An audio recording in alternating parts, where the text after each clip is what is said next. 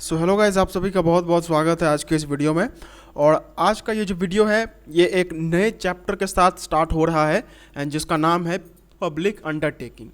अब तक हमने जॉइंट स्टॉक कंपनी के बारे में सब कुछ जान लिया है, उसका बेसिक से लेके प्रोफेशनल तक जो भी उसमें नॉलेज चाहिए होती है, जॉइंट स्टॉक कंपनी का नॉलेज मेरे पास है। एंड अगर मैं कहूँ तो क्योंकि मैं एक कॉरपोरेट बैकग्राउंड से हूँ तो मैंने आपको वो चैप्टर जितना आपको अभी चाहिए मैंने उससे थोड़ा ज़्यादा ही उसमें पढ़ाया हुआ है। सो अगर आपने मेरे वो लेक्चर्स को ध्यान से देखा है तो आपको जॉइंट स्टॉक कंपनी के बारे में अच्छा खासा नॉलेज होगा। अब हम जो चैप्टर यहाँ पे स्टार्ट करने जा रहे हैं वो है जॉइंट स्टॉक कंपनी का एक प्रैक्टिकल चैप्टर। मतलब अब तक जॉइंट स्टॉक कंपनी जो हमने देखा वो सब एक थ्योरेटिकल नॉलेज था कि जॉइंट स्टॉक कंपनी क्या होता है, उसके मेरिट्स क्या हैं, डीमेरिट्स क्या हैं, फीचर्स क्या क्या हैं, एक जॉइंट स्टॉक कंपनी को बनाया कैसे जाता है। तो इन सब के बारे में हमने अभी तक जाना था। लेकिन अब हम उसी जॉइंट स्टॉक कंपनी को जब प्रैक्टिकल लाइफ में लाया जाता है तो उस पर हम देखने वाले हैं। ठीक है। अब हम जानते हैं कि हमारे देश में दो टाइप के जॉइंट स्टॉक कंपनीज होते हैं। एक होता है जो कि किसी प्राइवेट आदमी के द्वारा मैनेज रहता है, जिसको हम लोग कहते हैं प्राइवेट जॉइंट स्टॉक कंपनी, मतलब privately owned joint stock company, for example Reliance. And एक होता है जिसे हम लोग कहते हैं गवर्नमेंट जॉइंट स्टॉक कंपनी, जिसका एग्जांपल हम लोग यहाँ पे ले सकते हैं इंडियन रेलवेज। ठीक है। तो हम बेसिकली उन जॉइंट स्टॉक कंपनीज के बारे में देखने वाले हैं जो कि सरकार द्वारा ओन्ड रहती है। अब तक हमने जॉइंट स्टॉक कंपनी का थ्योरेटिकल नॉलेज ले लिया, लेकिन प्रैक्टिकल लाइफ में जॉइंट स्टॉक कंपनी जो है उसके दो टाइप के मालिक हो सकते हैं। एक कोई प्राइवेट आदमी उसका मालिक है, या फिर दूसरा कि कोई सरकार उसका मालिक है। तो जिन जॉइंट स्टॉक कंपनीज का मालिक कोई सरकार होता है हम उनके बारे में यहाँ पे देखने वाले हैं। तो पब्लिक सेक्टर अंडरटेकिंग के बारे में अगर हम कहें तो जो सरकारी कंपनीज होती है हम उन्हीं के बारे में यहाँ पे जानने वाले हैं। ठीक है।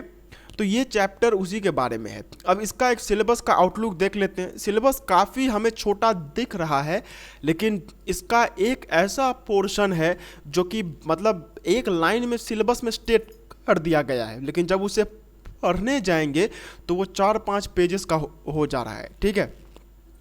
तो एज यूजुअल हमें हर एक चीज़ का मीनिंग जानना है, कैरेक्टरिस्टिक्स जानना है, ऑब्जेक्टिव्स, रोल्स एंड क्रिटिसिज्म। मतलब पब्लिक सेक्टर अंडरटेकिंग क्या होती है, उसका कैरेक्टरिस्टिक क्या होता है, ऑब्जेक्टिव क्या होता है, रोल क्या होता है, क्रिटिसिज्म्स क्या क्या होते हैं, हम वो देखने वाले हैं। मतलब अगर सिंपली कहा जाए तो एक पब्लिक सेक्टर अंडरटेकिंग का जो बेसिक नॉलेज है वो हम यहाँ पे लेने वाले हैं।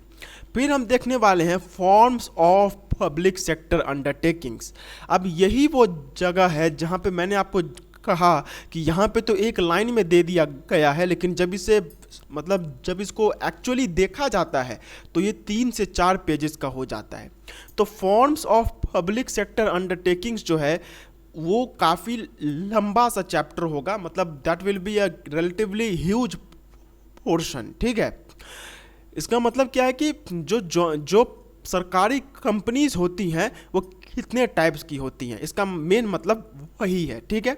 अब फिर इसके बाद है पब्लिक प्राइवेट पार्टनरशिप। मतलब अब तक तो हम ये जानते हैं कि सरकारी कंपनीज होती हैं, लेकिन अभी कुछ कुछ ऐसे कंपनीज भी आ रही हैं जिनमें सरकार का भी ओनरशिप है एंड प्राइवेट लोगों का भी ओनरशिप है। जैसे अभी कुछ साल पहले ही LIC का IPO आया था, मतलब LIC ने मार्केट में शेयर्स बेचे थे।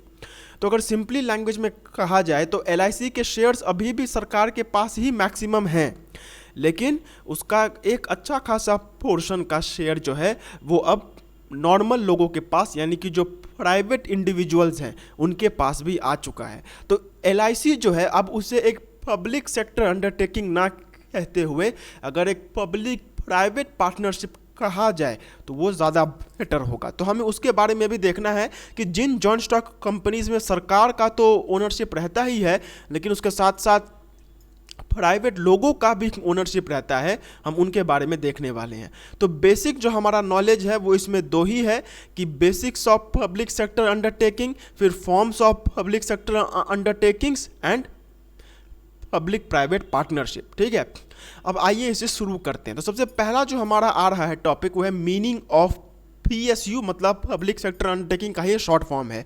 सो public sector undertakings are government owned establishments which are established and owned by the government of India और स्टेट गवर्नमेंट्स ऑफ इंडिया।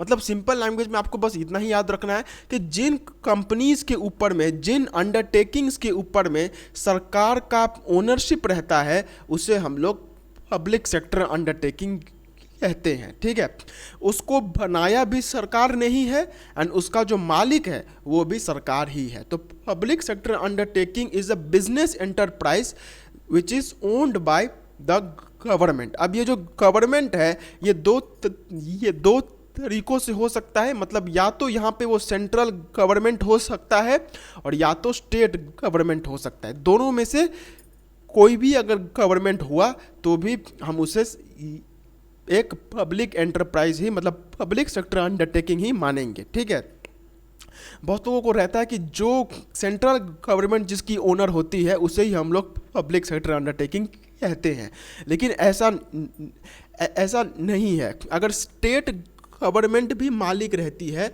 तो उसे भी हम लोग पब्लिक सेक्टर अंडरटेकिंग ही कहते हैं। तो सिंपल लैंग्वेज में जिन एंटरप्राइजेस के मालिक सरकार होते हैं उन्हें हम लोग पब्लिक सेक्टर अंडरटेकिंग कहते हैं। ठीक है, अब अगर फीचर्स के बारे में बात करें कि इनके फीचर्स क्या क्या होते हैं, तो देखिए सबसे पहला जो फीचर आता है वो है स्टेट ओनरशिप। अब ये स्टेट का मतलब यहाँ पे आपका बिहार, वेस्ट बंगाल वो नहीं है। लॉ के लैंग्वेज में स्टेट का मतलब एक कंट्री होता है। ठीक है, एक कंट्री का गवर्नमेंट, एक कंट्री का जो एडमिनिस्ट्रेटिव बॉडी होता है, मतलब जो कि कंट्री को चलाने का काम करता है, उसे हम लोग स्टेट कहते हैं। So public sector undertakings are in full ownership and control of the government or some other public authority. For instance, the central government owns the Reserve Bank of India. Similarly, the government of Delhi state owns the Delhi Transport Corporation. जो कि हमने यहाँ पे कह दिया था कि जो भी हमारा पब्लिक सेक्टर अंडरटेकिंग होगा उसका मालिक हमेशा सरकार ही रहेगा। ठीक है, उसमें अगर थोड़ा सा भी शेयर किसी प्राइवेट बंदे के पास चला जाता है तो उसे हम लोग पब्लिक सेक्टर अंडरटेकिंग कहना ठीक उसे नहीं होगा। इसमें ये क्राइटेरिया ही है कि पूरा का पूरा शेयर्स, मतलब अगर 100% शेयर्स जो है वो सरकार के पास में होना चाहिए। अब ये जो 100% शेयर्स है ये या तो किसी सेंट्रल गवर्नमेंट के पास हो सकता है या फिर किसी स्टेट गवर्नमेंट के पास हो सकता है। ठीक है, लेकिन एक बात जो कि ध्यान रखना है वो ये है कि 100% ओनरशिप जो है वो सरकार के पास होना चाहिए। ठीक है, और सरकार के पास अगर ना भी हुआ तो अगर किसी सरकारी अथॉरिटी, मतलब मैं यहाँ पे क्या कहना चाहता हूँ कि अगर मैं यहाँ पे बात करूँ तो अगर मैं यहाँ पे बात करूँ इंडियन रेलवेज़ की, ठीक है, अब इंडियन रेलवेज़ जो है वो ऑलरेडी एक ये है, Indian railways is already a public sector undertaking. अब अगर इसके अंदर में, मतलब इंडियन रेलवेज का मालिक कौन हुआ, गवर्नमेंट ऑफ इंडिया, तो इसीलिए वो एक पब्लिक सेक्टर अंडरटेकिंग है। लेकिन अगर इंडियन रेलवेज अपने अंदर में किसी इस्टेब्लिशमेंट को बनाती है, मतलब सिंपल लैंग्वेज में अगर कहा जाए तो अगर इंडियन रेलवेज के अंदर में कुछ ऐसा कोई कंपनी टाइप की बनाई जाती है एंड उसका मालिक अगर इंडियन रेलवेज है, तो क्योंकि इंडियन रेलवेज खुद सरकार की है तो अगर वो खुद किसी और कंपनी को भी ओन करती होगी तो भी वो कंपनी सरकारी ही कहलाएगा। मैं यहाँ पे सिंपली क्या कहना चाहता हूँ कि अगर इंडियन रेलवेज है एंड उसके नीचे में कोई कंपनी है, ठीक है, तो क्योंकि इंडियन रेलवेज सेंट्रल गवर्नमेंट के अंदर में आती है तो ये क्योंकि पब्लिक सेक्टर एंटरप्राइज है तो इसके अंदर में भी अगर कोई आएगा तो वो भी पब्लिक सेक्टर एंटरप्राइज ही होगा।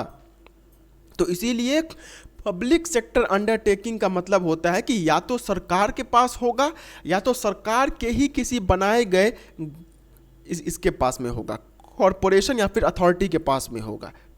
ओके, ठीक है, लेकिन सिंपल लैंग्वेज में आपको बस इतना ही याद रखना है कि सरकार, मतलब बेसिकली अगर ये कहा जाए तो इंडियन रेलवेज भी जो है वो एक तरीके से सरकार ही मानी जाती है। लॉ के नज़रिए में उसे भी सरकार ही कहा जाएगा। तो सिंपल मतलब हमें बस इतना याद रखना है कि स्टेट ओनरशिप होना होगा, सरकार के पास पूरा शेयर्स, पूरा कंट्रोल जो है वो होना चाहिए, ठीक है। फिर government control, the governments of India not only own but also control the functions of the PSUs in India. अब देखिए एक बात जो कि हमें ध्यान रखना है वो ये है कि सिर्फ ओनरशिप अगर होगा तो हम उसे PSU नहीं कह सकते। मेरा मतलब क्या है कि अगर किसी कंपनी का 100% शेयर जो है वो अगर किसी सरकार के पास में है लेकिन वो उसे कंट्रोल नहीं करती है, मतलब सिर्फ उसने शेयर्स लेकर के रखे हुए हैं और एंड उसने वहाँ पे उसका कोई कंट्रोल उसके केस में नहीं है, तो उससे भी हम लोग पब्लिक सेक्टर अंडरटेकिंग नहीं कह सकते हैं। दो चीज़ें होना बहुत ज़रूरी है कि एक तो मैं उसका मालिक हूँ, मतलब सरकार जो है वो उसकी मालिक होनी चाहिए, और दूसरा ये कि सरकार का कंट्रोल उसके ऊपर में होने चाहिए। The government of India must be able to control the functions. सिर्फ ये नहीं होगा कि मालिक बन करके रह गए, मालिक बनने के साथ साथ उसके ऊपर में हमारा कंट्रोल भी होना चाहिए, ठीक है। फिर service motive, the primary aim and objective of public sector enterprise are to offer quality service to the public. In order to serve the people it may even incur losses. For instance the Food Corporation of India provides food grains to the public at subsidised prices. तो ये जितने भी PSUs होते हैं इनका एक motive होता है, वो होता है सर्विस मोटिव। मतलब ये प्रॉफिट कमाने के बहाने ये लोग काम नहीं करते हैं, इनका मेन रहता है समाज सेवा करना। Their main aim is to provide service to the general public. Profit कमाना ये लोगों का मेन एम नहीं होता है, क्योंकि ये लोग प्राइवेट कंपनीज नहीं हैं कि प्राइवेट कंपनीज के जैसे इनका प्रॉफिट मोटिव होगा। अगर कोई प्राइवेट कंपनी होगी तो उस केस में हम लोग बोल सकते हैं कि वो प्रॉफिट मोटिव है, लेकिन इस केस में सिर्फ सर्विस मोटिव ही रहता है। मतलब हमें लोगों का भलाई करना है, कम से कम दामों में लोगों को सर्विस देना है, इस टाइप का मोटिव ये लोगों के पास रहता है, ठीक है। अब इसका मैं एक एग्जांपल आपको दे ही सकता हूँ कि देखिए मेरा घर जो है वो हावड़ा से करीब 25 किलोमीटर दूर है, ठीक है। अब मेरे घर से अगर मैं बाय ट्रेन अगर हावड़ा जाता हूँ तो मुझे 10 रुपये मेरे से लिए जाते हैं, ठीक है। अब आप मुझे बता दीजिए कि भारत में कौन सा ऐसा ट्रांसपोर्ट सर्विस है, भारत में ही नहीं सिर्फ दुनिया में, जो 25 किलोमीटर आपको ट्रैवल करवाता है, वो भी एकदम चुटकियों में, एंड आपसे सिर्फ 10 रुपये ही ले लेता है। हावड़ा से मैं अगर बाय ट्रेन जाता हूँ तो 45 मिनट, बहुत अगर टाइम पे हो तो 45 मिनट, नहीं तो 1 घंटा, 1 घंटा से ज़्यादा बहुत रेयर केसेस में ही उसमें लग जाता है। तो 1 घंटे के अंदर में आप 25 किलोमीटर ट्रैवल कर पा रहे हैं, वो भी एक लाइटनिंग स्पीड में, तो ये सिर्फ पब्लिक सेक्टर अंडरटेकिंग में ही हो सकता है, ठीक है। तो पब्लिक सेक्टर अंडरटेकिंग क्योंकि सरकारी होती है तो उनका मेन मोटिव हमेशा ही लोगों को क्वालिटी सर्विस देना होता है। फिर स्टेट फाइनेंसिंग, इनमें जो भी पैसा होता है वो भी सरकार के द्वारा ही आता है। The government provides the capital and funds through appropriations from its budget. The government may also provide loans from time to time with the aim to improve the overall functioning of the PSU. मतलब simple language में अगर कहा जाए तो इन companies के बारे में, ये जितने भी सरकारी कंपनीज होती हैं, इनका जो भी पैसा होता है, जो भी फाइनेंस होता है, वो हमेशा ही स्टेट गवर्नमेंट के, मतलब जो सरकार होती है वही इन लोगों को पैसा देती है, ठीक है। The government provides the required money to the PSUs। अब ये कैसे होता है, तो हम जानते हैं कि हर साल सरकार अपना बजट लाती है, तो उस बजट में से मतलब उस बजट में ही बेसिकली बोल दिया जाता है कि इस कंपनी को इतना पैसा मिलने वाला है, इस कंपनी को इतना पैसा मिलने वाला है। एंड इसी के साथ साथ अगर ज़रूरत पड़ता है तो एक्स्ट्रा पैसा में, मतलब लोन के रूप में भी वो दे सकती है, ठीक है। फिर public accountability, public sector undertakings are accountable to the public at large. Their performance results are very critical to the public, the Comptroller and Auditor General of India conduct the annual audit of these undertakings. Moreover, their annual reports are subject to discussion in the Parliament of the state legislature. मतलब simply अगर कहा जाए तो ये जितने भी public sector undertakings होते हैं इनकी जिम्मेदारी रहती है, they are accountable to the general public. मतलब आपका जो भी काम होगा वो उसका ये नहीं हो कि आपको बस पैसा दे दिया, आप जैसा मन में आता है आप वैसे काम कीजिए, नहीं, आपका काम का लेखा जोखा होगा, लेखा जोखा वहाँ पे होता है, ये नहीं कि सिर्फ काम कर दिए। तो ये लोगों का चेकिंग होता है यहाँ पे, सब मतलब सब कुछ को चेक किया जाता है कि सब कुछ काम ठीक से हुआ है कि नहीं हुआ है। तो आपका पब्लिक अकाउंटेबिलिटी रहता है, मतलब लोगों के सामने में, मतलब खुलेआम आपका सब कुछ वहाँ पे होने वाला है। तो यहाँ पे आप अकाउंटेबल रहते हैं, आप जिम्मेदार रहते हैं, आपकी जिम्मेदारी बनती है कि आप जो भी काम कर रहे हैं वो इस तरीके से करें कि लोगों के पास वो ठीक तरीके से पहुंच सके। अगर ऐसा if it is not so then आपके ऊपर में एक्शन भी लिया जा सकता है, ठीक है। फिर है bureaucratic management. The management of this PSUs is bureaucratic in nature. This means that certain government rules and regulation govern their operations. अब ब्यूरोक्रेटिक का मतलब क्या होता है? ब्यूरोक्रेटिक का मतलब होता है कि कुछ रूल्स के हिसाब से यहाँ पे काम होता है। ऐसा नहीं है कि जिसको जैसा मन हो रहा है वो वैसे काम कर सकता है। Bureaucratic means that each and every मतलब हर कोई जो है, each and every PSU that is subject to certain rules and regulations. अगर इंडियन रेलवेज है तो इंडियन रेलवेज में रूल्स एंड रेगुलेशंस होंगे, SBI के अपने रूल्स एंड रेगुलेशंस होते हैं, सेबी के अपने रूल्स एंड रेगुलेशंस होते हैं, RBI के अपने रूल्स एंड रेगुलेशंस होते हैं। तो ये जितने भी पब्लिक सेक्टर अंडरटेकिंग्स होते हैं ये कुछ रूल्स एंड रेगुलेशंस के अंदर में गवर्नड होते हैं, ठीक है। फिर इसके बाद है objectives of PSUs in economics. Although economics यहाँ पे देना जरूरी है नहीं तो इसको हटा देते हैं। इसके ऑब्जेक्टिव्स क्या क्या होते हैं? तो देखिए, सबसे पहली बात है promoting rapid economic development with emphasis on creating and expanding infrastructure. Economic growth करना रहता है कि देश की इकोनॉमी जो है वो ग्रो करे। ये हमेशा ये लोग इसी ऑब्जेक्टिव से काम करते हैं, जो कि हम अपने इंडियन रेलवेज में देख ही पा रहे हैं कि हमने जो है एक मतलब कहाँ से स्टार्ट किया था एंड इतने शॉर्ट टाइम में हम कहाँ पे आ गए हैं। आज हमारे देश में वंदे भारत जैसी ट्रेन्स है जो कि चलती है, महाराजा एक्सप्रेस जैसी ट्रेन्स है जो कि चलती है, आज हमारे पास एक डेडिकेटेड फ्रेट कॉरिडोर है। तो इतना सब कुछ जो है वो हमने कैसे अचीव किया? इन पब्लिक सेक्टर अंडरटेकिंग्स के थ्रू ही अचीव हुआ है।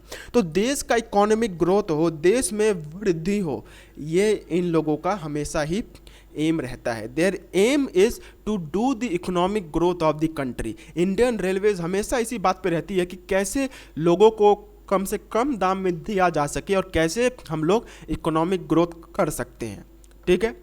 फिर PSUs also aim at generating financial resources for the development of the economy. अब देश को बड़ा करना है, देश का इकोनॉमिक डेवलपमेंट करना है, फ्री में तो होगा नहीं, पैसे चाहिए। तो ये जो PSUs होते हैं ये लोगों का और भी एक ऑब्जेक्टिव होता है कि देश की इकोनॉमी को ग्रोथ तो करवाएंगे ही, लेकिन उस इकोनॉमी के ग्रोथ के लिए पैसे कहाँ से आएंगे? तो ये पैसों का इंतज़ाम भी ये लोग करते हैं, मतलब मेनली इनकम जनरेट करते हैं ये लोग। जैसे जो रेलवेज है वो गवर्नमेंट के लिए करोड़ों का इनकम हर साल उसमें जनरेट होता है। SBI इनकम जनरेट करती है, सेबी इनकम जनरेट करती है।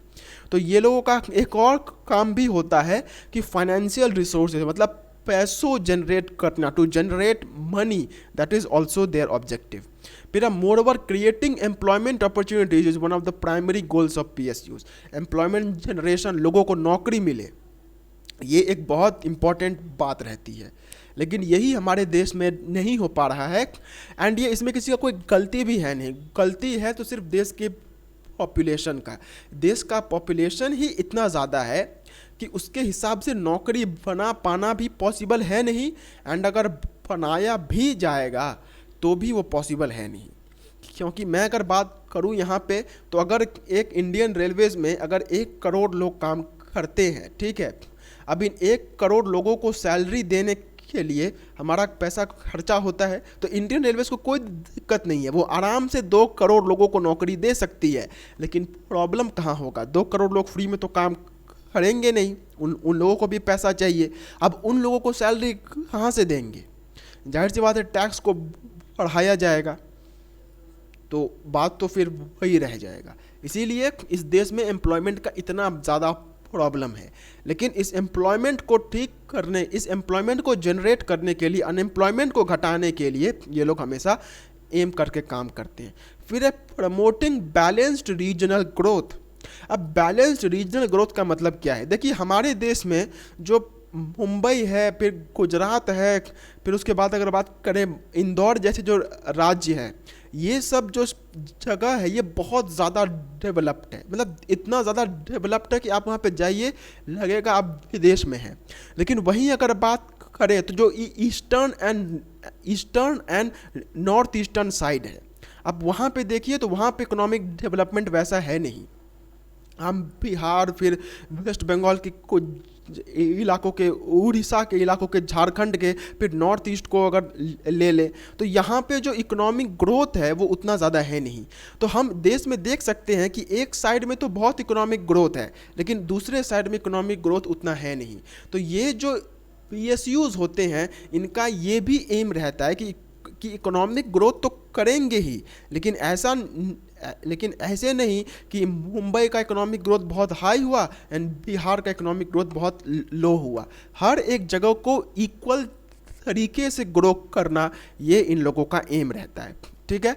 फिर encouraging and developing small scale and ancillary industries. India में एम्प्लॉयमेंट जनरेट करने के लिए छोटे छोटे इंडस्ट्रीज को डेवलप करना, ये भी इन लोगों का एम रहता है। इसीलिए आप देखेंगे कि आजकल कोई भी, आप देखिए मैं रेलवेज़ में मेरा बहुत इंटरेस्ट है, इसीलिए मुझे रेलवेज़ के बारे में इतना ज़्यादा मेरे पास नॉलेज है। अगर आप रेलवेज़ में चले जाएं तो आप किसी भी रेलवे स्टेशन पे चले जाएं, मतलब मैं बड़े रेलवे स्टेशन की यहाँ पे बात कर रहा हूँ, जैसे अगर सियालदह हो गया, हावड़ा हो गया, फिर उसके बाद बर्धमान हो गया, पटना जंक्शन, दिल्ली का स्टेशन सब, तो वो सब स्टेशन पे आप देखेंगे कि जो हमारे इंडिया का जो कल्चरल जो चीज़ है, जैसे अगर बात करें तो मिथिला पेंटिंग जो है वो सब आपको बहुत ट्रेनों पे की हुई मिलेगी। फिर इसके बाद आप ये देखेंगे कि इंडिया के बहुत सारे जो, मतलब जो कॉटेज इंडस्ट्रीज़ होते हैं, जो गांव में लोग काम करते हैं, तो वहाँ से भी लोग अपना आर्ट जो है वो उन स्टेशन पे लगाया हुआ रहता है। बड़े बड़े पेंटिंग्स रहते हैं जहाँ पे ये रूरल आर्ट वर्क वहाँ पे किया हुआ रहता है।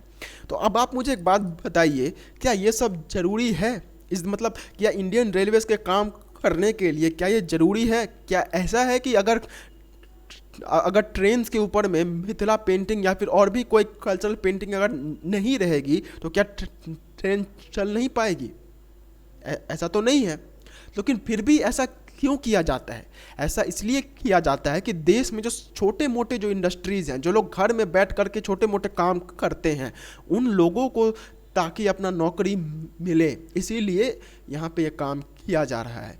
आप अगर रेलवे स्टेशन के बाहर में जाएं तो वहाँ पे आपको अलग अलग चित्रकारी की हुई मिलने वाली है, वहाँ पे अलग अलग पेंटिंग्स आपको वहाँ पे मिल जाएगी। So why is it done? ताकि जो लोग वो पेंटिंग करते हैं उन लोगों को नौकरी मिल सके। ठीक है। फिर एक्सपोर्ट प्रमोशन। एक्सपोर्ट पे भी बहुत ध्यान दिया जाता है कि हमारे देश से सामान बन के बाहर जाए, इसके ऊपर में भी बहुत यहाँ पे ध्यान दिया हुआ रहता है, जो कि हम आप यहाँ पे देखते ही हैं।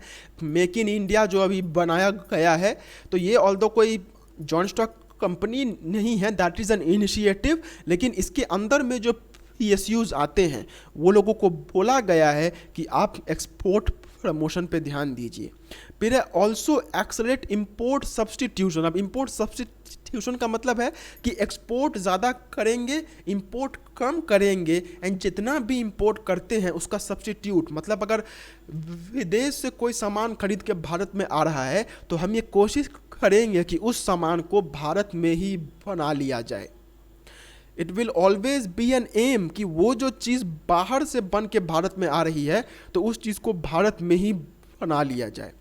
एंड नेक्स्ट है promoting redistribution of wealth and income, जो कि ये बेसिकली इसी पॉइंट के जैसा है कि अगर हम देखें तो दिल्ली मुंबई जैसे इलाके में एक नौकरी के लिए अगर 15,000 रुपये तक मिलते होंगे, तो कोलकाता में या फिर बिहार साइड में उसी काम के लिए 10,000 रुपया का सैलरी जो है वो मिलता है।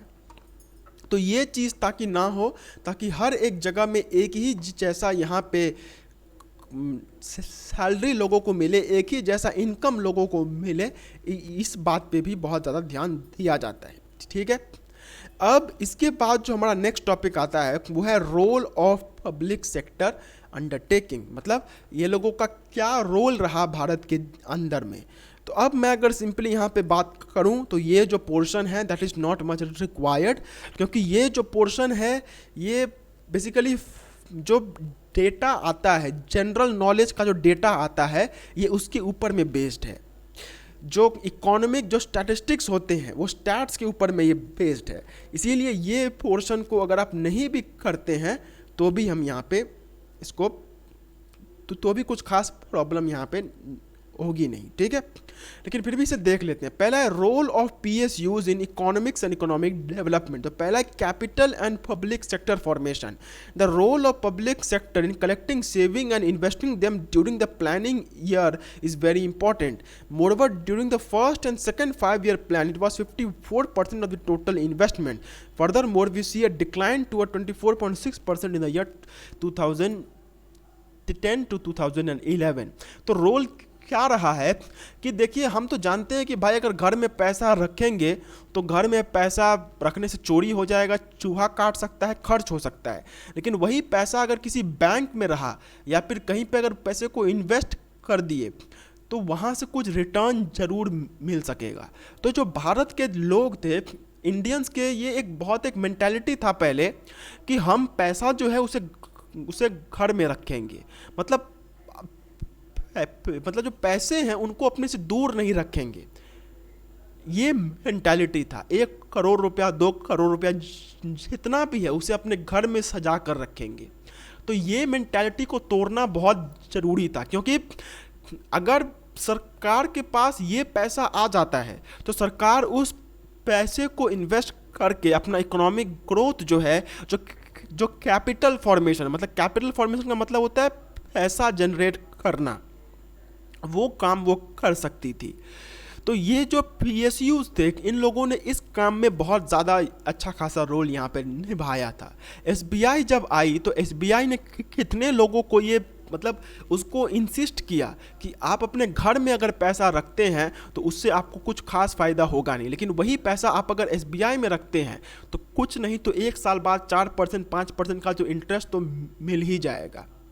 तो ये जो मेंटालिटी थी लोगों की कि हम घर में पैसा छुपा कर रखेंगे, बाहर में पैसे को लेके नहीं जाएंगे, ये चीज़ को तोड़ा गया। एंड इसकी वजह से देश में कैपिटल फॉर्मेशन, मतलब जो इनकम जनरेट होता है, वो बहुत ज़्यादा हुआ। ठीक है, फिर है balanced regional development. Public sector undertaking locate their plants in backwards part of the country. These areas lack basic industrial and civic facilities like electricity, water supply, township and manpower. Public enterprises then develop these facilities, thereby bringing about a complete transformation in the socio-economic life of people in these regions. Moreover, steel plants of Bhillai, fertilizers factory at Sindri are few examples of the development of backward regions by the public sector. अब देखिए, जब भी कोई company कहीं पे business करने जाती है तो वो सिर्फ वहाँ पे प्रॉफिट कमाने के मोटिव से नहीं जाती है, प्रॉफिट तो अर्न करना ही है। लेकिन कोई कंपनी अगर कहीं पे जाके अपना प्लांट सेटअप करती है तो वहाँ पे उन लोगों का भी डेवलपमेंट होता है, क्योंकि बेसिकली जो प्लांट होते हैं वो शहर से बहुत दूर एक रीजनल एरिया में सेटअप किए जाते हैं, बहुत देहात इलाके में उनका सेटअप होता है। तो उन इलाकों में रोड की फैसिलिटी अच्छी नहीं रहती है, मेडिकल फैसिलिटी अच्छी नहीं रहती है, इलेक्ट्रिसिटी की फैसिलिटी अच्छी नहीं रहती है, एजुकेशन की फैसिलिटी अच्छी नहीं रहती है।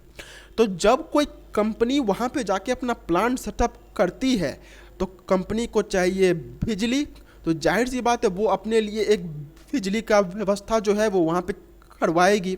अब जब वो बिजली का व्यवस्था वहाँ पे करवाएगी तो आसपास के लोगों को भी जो है वहाँ पे बिजली मिल सकता है। अगर कहीं पर रोड का फैसिलिटी अच्छा नहीं है तो ये लोग अपने काम के लिए ही सही, लेकिन वहाँ पे रोड्स बनवाते हैं, तो इससे लोगों का फ़ायदा होता है।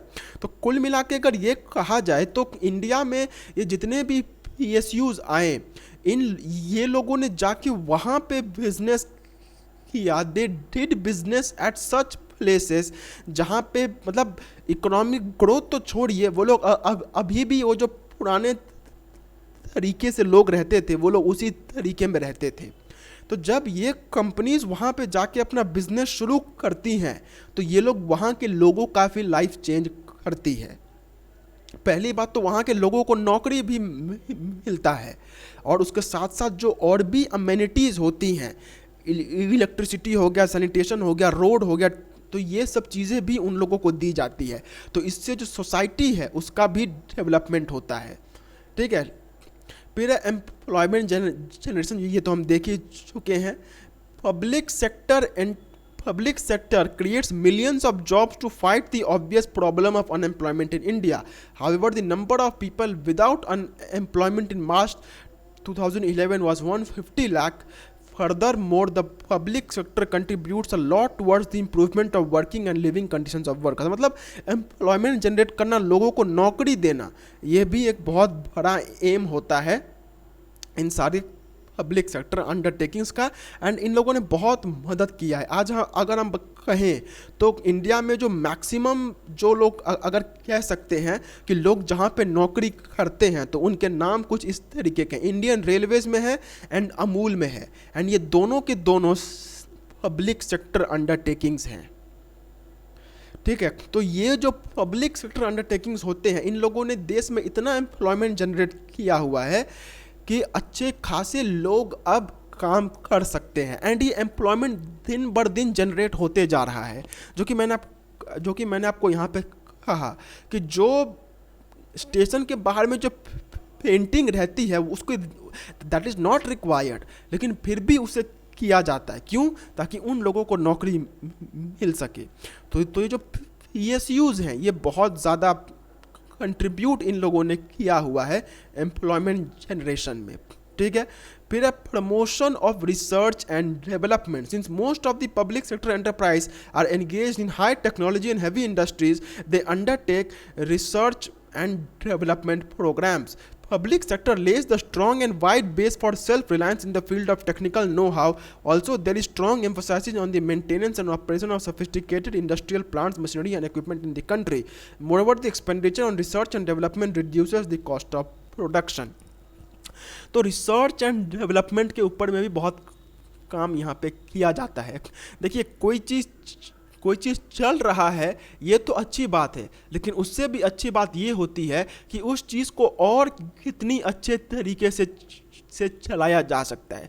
जैसे अगर हम बात करें तो पहले इंडियन रेलवे के जो टॉयलेट होते थे वो पूरा ओपन होता था, मतलब जो भी वहाँ पे वेस्ट होता था दैट वो पूरा का पूरा पटरी पे गिर जाता था।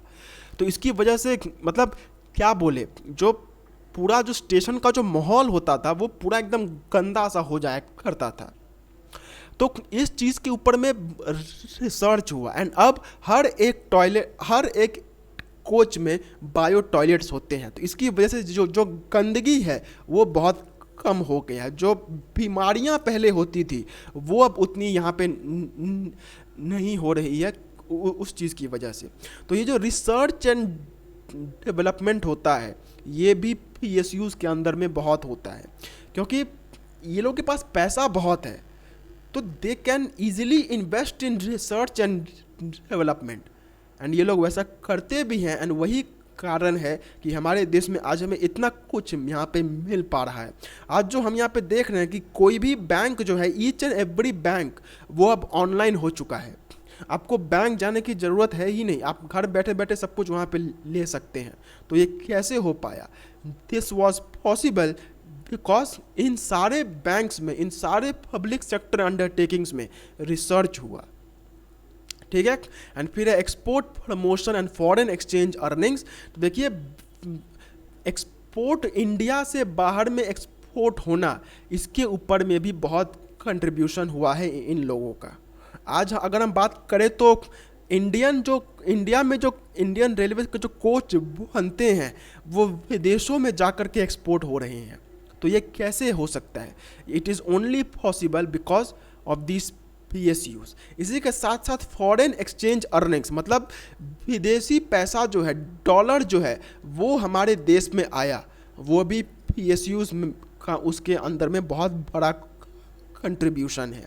ठीक है, okay, so these were the roles. इसमें मैं एक बात बता देना चाहता हूँ, वो ये है कि ये जो क्रिटिसिज्म वाला पोर्शन है, ये पोर्शन मैंने सोचा था कि मैं आज करवाऊँगा, बट द रीज़न इज़ कि इसका जो नोट्स हैं वो आज रेडी नहीं हो पाया, तो इसी वजह से जो क्रिटिसिज्म है ये हम कल के लेक्चर में करेंगे। एंड कल का जो लेक्चर होगा वो हो सकता है कि थोड़ा बड़ा हो, क्योंकि ये जो मैंने आपको पहले बताया कि ये जो forms of public sector undertakings हैं ये अच्छा खासा टाइम लेने वाले हैं, क्योंकि पब्लिक सेक्टर अंडरटेकिंग्स जो हैं वो 3 टाइप्स के होते हैं मेनली, एंड हर 3 टाइप्स के अंदर में हमें उसका मीनिंग, उसका फीचर्स, उसका मेरिट्स, उसका डीमेरिट्स, फिर यहाँ पे भी, तो टोटल अगर कहा जाए तो हमें एक टॉपिक के अंदर में कुल मिला के 12 टॉपिक्स हैं जिनको स्टडी करना है, तो इसमें अच्छा खासा टाइम लगने वाला है।